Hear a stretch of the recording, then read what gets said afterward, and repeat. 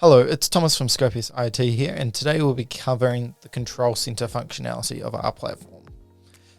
Within the control center, you can create alarms and alerts for the sensor that you have deployed out in the field. This allows you to have greater visibility and get notified of any changes that you would like, such as temperature, humidity, CO2, or soil moisture level. To begin creating alerts, you just go to the left-hand side of your screen here to the control center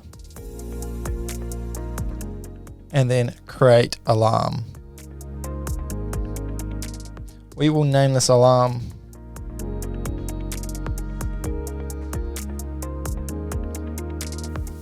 You can enter a brief description or even disable any of the actions actioned by this alarm. We will go in via the settings and set the alert level. In this case, we would like a warning. Now we will create adding conditions, which becomes the logic for this alarm.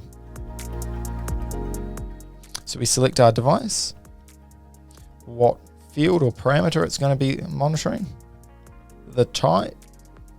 So in this case, we want to know if the temperature becomes greater than the set value. And in this case, we want it greater than 23 point.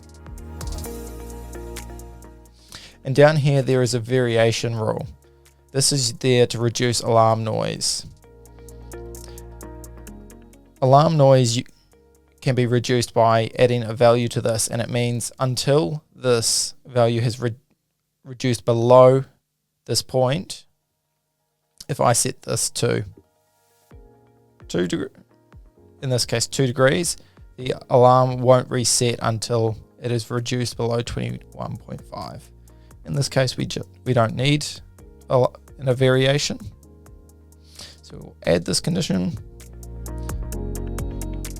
We also want another condition for when the temperature goes below 23.4. So temperature.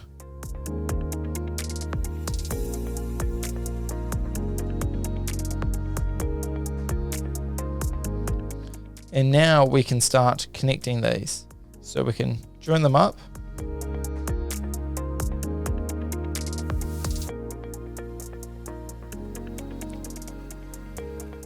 And set it as OR in this case, because we want either to happen. And you're never going to have the temperature read two different temperatures at once. And then go to notifications. And this is where we'll make the actual notification. So I would like an email. You can either have this email to a user or to a role, which is another functionality of the roles.